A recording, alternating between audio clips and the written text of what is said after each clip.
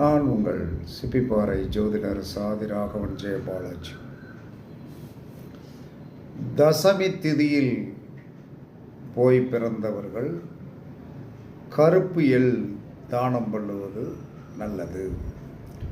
ஏகாதேசி திதியில் போய் பிறந்தவர்கள் கோதுமை தானம் கண்டிப்பாக செய்ய வேண்டும். துவாதசி திதியில் போய் பிறந்தவர்கள் அவல் தானம் பண்ணணும். இதெல்லாம் என்ன சொன்னோன்னா நல்ல முக்கியமான விஷயங்கள்.